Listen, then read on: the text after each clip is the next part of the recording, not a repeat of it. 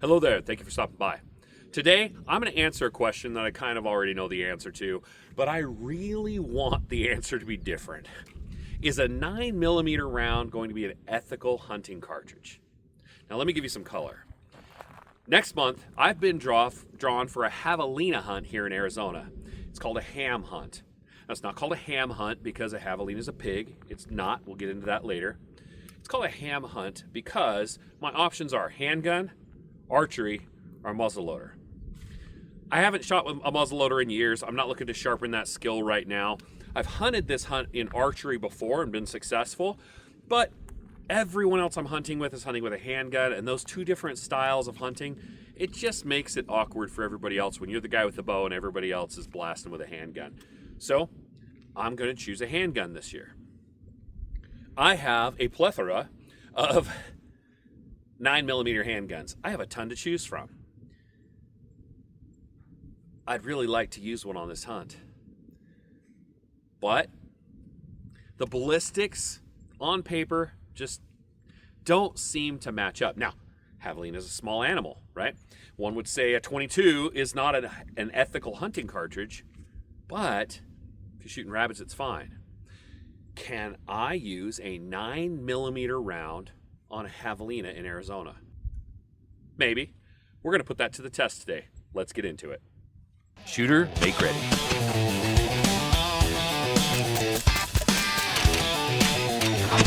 Are you ready? Stand by. How are we going to test this today? Well, I've got my trusty Garmin Zero with me today, so we're going to get some velocities, and it came in my nice backfire case. Guys, if you guys aren't subscribed to the channel Backfire, look up that channel. That team over there is amazing. They're doing incredible things. Jim has kind of become a friend of mine. Just an absolutely phenomenal man, and I think you'll enjoy their content. Now, let's talk energy, muzzle energy for a minute. You're going to hear a lot of statistics out there, a lot of different opinions on how much muzzle energy is necessary, how many foot-pounds of energy are necessary on target in order to be an ethical kill.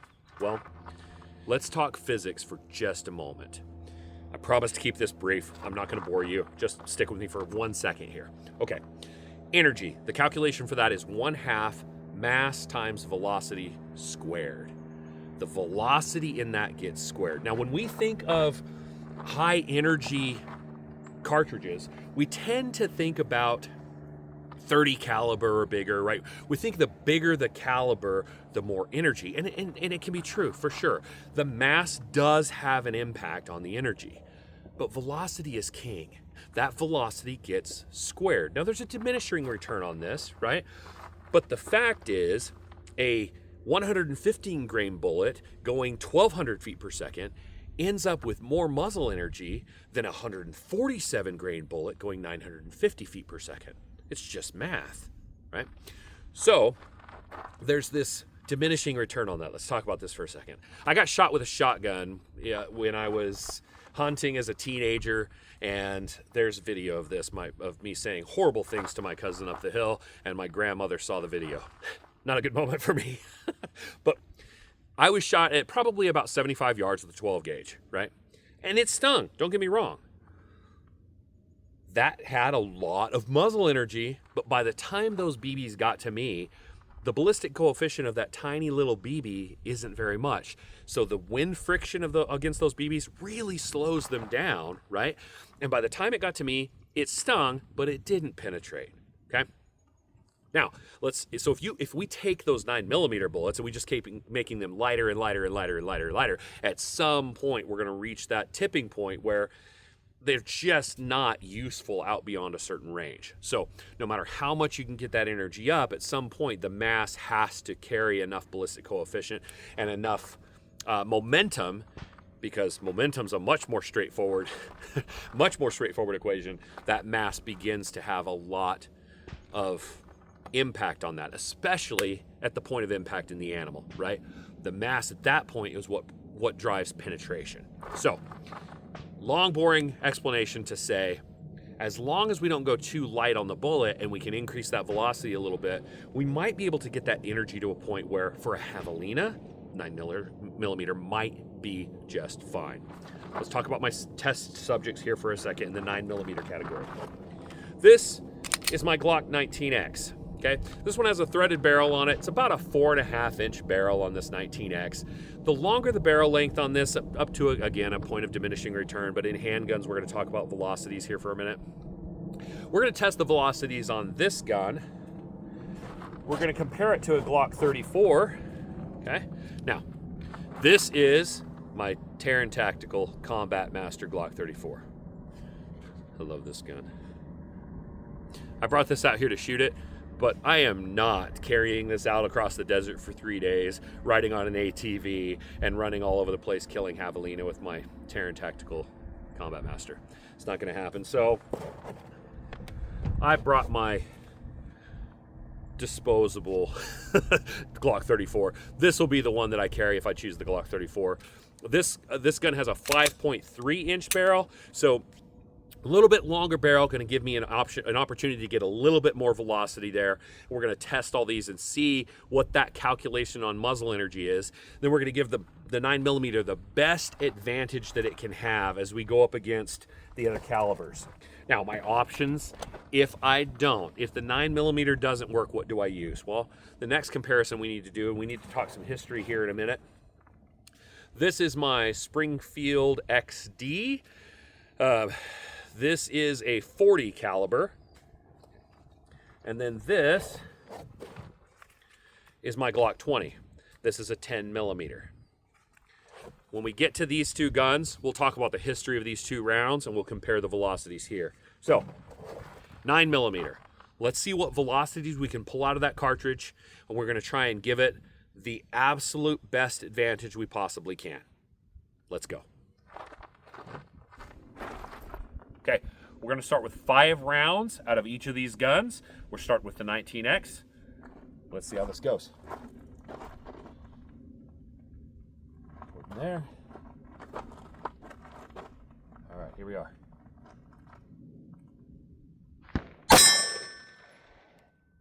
$12.13. $11.79.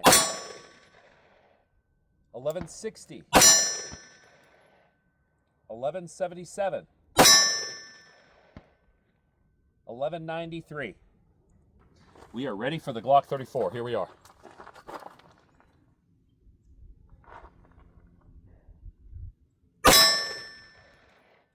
$12.55.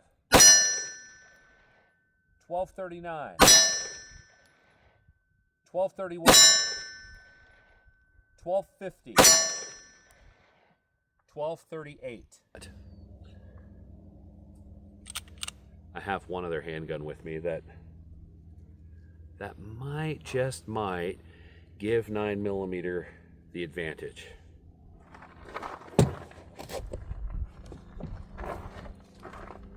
This is my Springfield Kuna.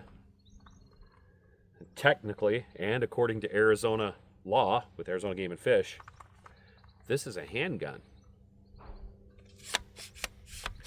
Does this give a 9mm enough velocity to make it an ethical hunting round? Let's find out. All right, here we are. Springfield Kuna. 1262, 1220, 1259, 1274, and 1257. The suppressor off. I don't have the muzzle brake with me, I don't believe. But we're going to try it without the suppressor and see if that makes a difference. It's louder. 1268. 1241. 1264. 1253. And my plate fell over, so 1261. 4. Okay. So with the suppressor, average 1257. Without the suppressor, 1254. That's negligible. Might as well save my hearing. If I choose to shoot with the Kuna, I'll carry the suppressor. Totally fine. Okay. Next question.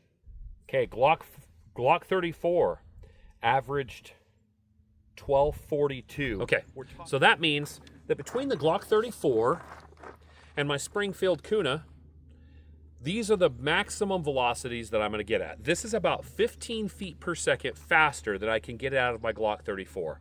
A little bit of an advantage here, and obviously from an accuracy perspective and easy to shoot, having a brace and things on it, this gun is going to be just a more accurate way to shoot. But I've got this as a great option. So what we're going to do now that we've got this advantage, we're going to put this up against the other two players. Let's talk about the velocities for a moment between the 40 cal and the 10 millimeter. Then we're going to put the Springfield Kuna, the champion of 9 millimeter velocity, up against the 40 cal and the 10 millimeter. See how they perform against a whole bunch of gallon jugs of water. Here we go. Springfield XD in 40 cal, Glock 20 in 10 millimeter. Now, the 10 millimeter is going to be the more powerful round of the two. It's just going to be that way. Okay, we'll talk about the history of that round in a minute. But is the 40 going to be enough to kill a Javelina? Is it going to be an ethical round on that? We're going to find that out. Now, let's talk just for a minute the history between these two rounds, because I've heard a lot of people say that what they did is they took a 40 caliber and they extended it and made it a 10 millimeter. It's kind of a 40 cal Magnum. That's actually backwards. The 10 millimeter round actually existed first, and the FBI was using it heavily. But their agents were having a trouble handling the recoil. Okay, so the problem was they couldn't be accurate. They were having trouble with qualifications. The 10 millimeter round was just overpowered. So the FBI went to Smith & Wesson and said, hey, we want the same kind of caliber. We want the same round. We just want it powered down a little bit so that our agents can handle that recoil. So they took a 10 millimeter round and they neutered it, right? And they cut that casing short and they made the 40 caliber bullet. There you go. They are exactly the same round, just shortened. No difference in the bullets. This is Daddy, this is Junior. 10 millimeter, 40 cal. That's the real history on those two rounds. So 10 millimeter is going to be more powerful. More powder, more velocity, more energy. There's no doubt this is the superior from a performance standard round. But it's a lot of power and the rounds are kind of expensive. So can the 40 caliber cut it? Let's check velocities real quick and let's talk energy. Okay, here we go with the Springfield XD. This is a 40 caliber, 180 grain bullet. Let's see how she does.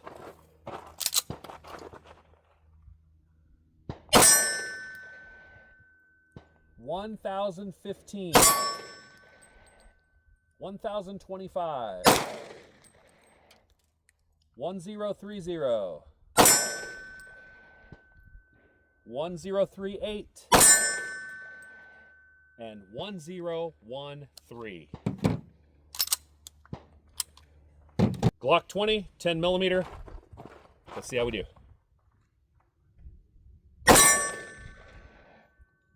1140. 1146. 1145. 1151.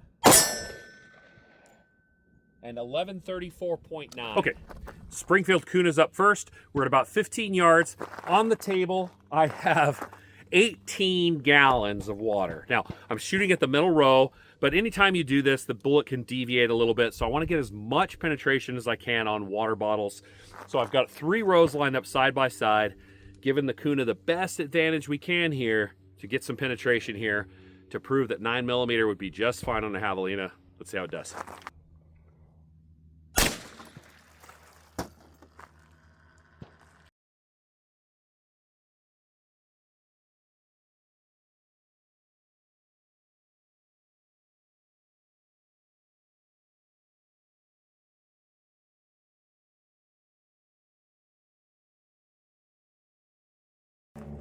All right, next up, 40 cal.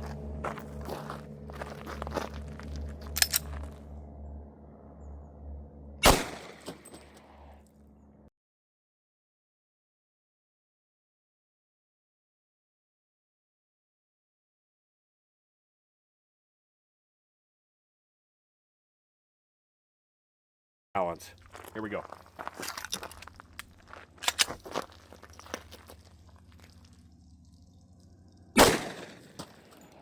Get in there, but we got our 10mm slug. Caught it. All right. So 6th water bottle back, captured the 10mm. There we go.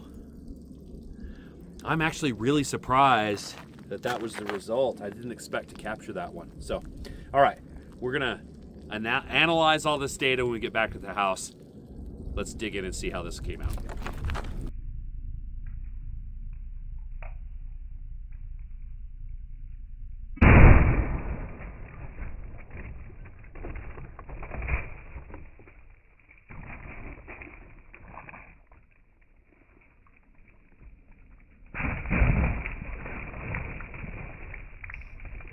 Back from the range, and I want to talk a little bit about my parameters here for coming up with what am I going to use for that like ethical line for the amount of energy on target for ethical javelina hunting.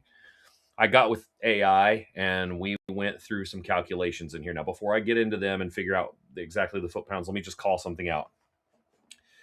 No one's ever really noticed this before, but I'm about to put this on video, and this is my second time recording it, and I was all over the place. So I'm just going to call it out. Based on where I grew up, and I'm not sure where I picked it up, I use both accepted pronunciations of the word coyote or coyote. You will hear me bounce between them. Let it go. All right. So a coyote takes somewhere around 100 foot-pounds. That's like conventional wisdom out there is about 100 foot-pounds of energy for killing a coyote. Oh, there it is. See? On the other end of the spectrum, like kind of the next animal up is a whitetail deer. And on a whitetail deer, conventional wisdom says 1,000 foot-pounds on target.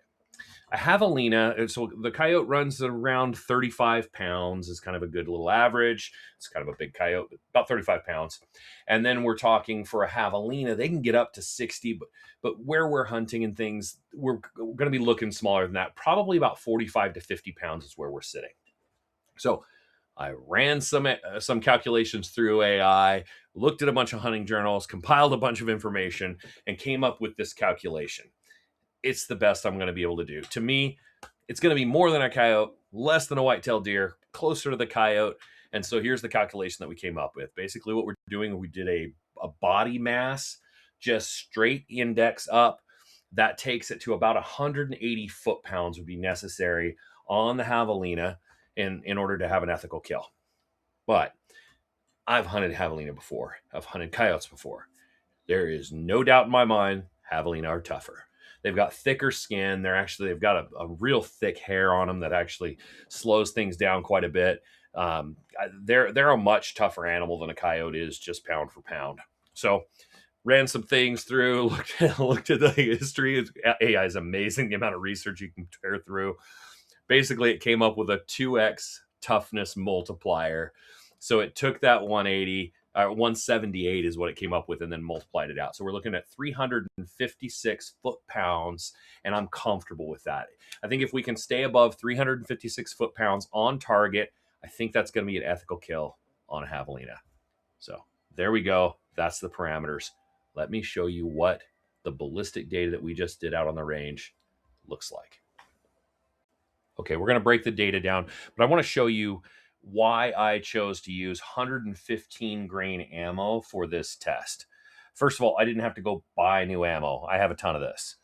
But if you look at energy at the muzzle on 115 grain cellular and bellet, which is what I'm shooting, the muzzle energy on that's 418. If I go up to 124, that's way lower. It's down at 384. Again, velocity is king. And if you look at the two velocity numbers, even though the 124 is heavier, the velocity is better on the 115 grain. That's a diminishing return because of momentum, right? So you can see that flips right here at 50 yards. At 50 yards, the 115 grain has 313 foot-pounds of energy left, where the 124 has 316. Prior to that, the 115 is actually superior. It just loses that energy faster because of that lightweight bullet. All of my handgun shots are going to be within that 50-yard range. So that's the reason I chose to test 115 grain against these other rounds. So here's the 9mm breakdown. Start with velocity just so that it can be seen. The 9mm actually starts with the highest muzzle velocity. Okay, but it loses it very quickly, and because of the mass being so much less, it just doesn't maintain the velocity at the level it needs to in order to get the right energy on target. This is really what matters, the energy on target. Let's start with the 9mm here in purple. It starts strong, 404. At 25 yards, we're still above an ethical number in my mind, which is that 350 to 357 number. We're fine. At 50 yards, I think I've dropped below the threshold where I feel like I'm really doing the right thing by the animal. As a hunter, I want to dispatch my game as ethically, as quickly, and as painlessly as I possibly can. And I'm not sure that the 9mm at 50 yards would be the right choice there. The 40 Smith & Wesson does do better. Obviously, it diminishes down to 388 foot-pounds at 25 yards, but it's still above the 350 mark and the 357 mark that we had. It's still above that at 50 yards. So that would be an acceptable choice out to 50 yards. If I end up taking a shot beyond that, I first of all, it's got to be an absolutely perfect shot with a handgun like that to shoot anything beyond 50 yards. Probably not an ethical shot at that point. Then we look at the 10mm, and the 10mm is just in a different league. It's not even close. It starts out with 523 foot-pounds. At 25 yards, it still has 484. And then check it out, at 50 yards, it's still almost 450 foot-pounds of energy. So again, I could probably stretch those shots out. I'm not sure that it's ethical to take a handgun shot beyond that 50 yards. If I was shooting my Kuna or another PCC type gun, maybe. So maybe in the next video, we'll explore what are the other options that I have if a handgun is so restricting on the range. Well, looks like the 10mm Glock 20 is coming with me on the Javelina hunt. I'm excited about that. It's going to be a fun hunt. I've got a nice chest holster for this, so that's going to be probably how I carry this most of the time. But what would you recommend, guys? On a hunt like this, what would you take? My dad carries a 357 Magnum revolver when he does this. I think somebody that goes on the hunt with us, he carries a big 44 mag. There's a guy with a 357 SIG, which would be an interesting round. I've never understood why that round didn't catch on. But gun that I'll have with me that's, I know, very popular among hunters on this kind of a hunt, right here. I will need to do a video on a comparison on the ballistics of this versus maybe like the 10mm, because this is such a lighter round, but the velocity is killer, right? It would be amazing to kind of compare that. I wonder how this would perform against a PCC, even like one of those 10mm PCCs. That could be cool. Look at the comparison there. Well, what would you do? What would you carry? Let me know in the comments below, and we'll see you out on the range.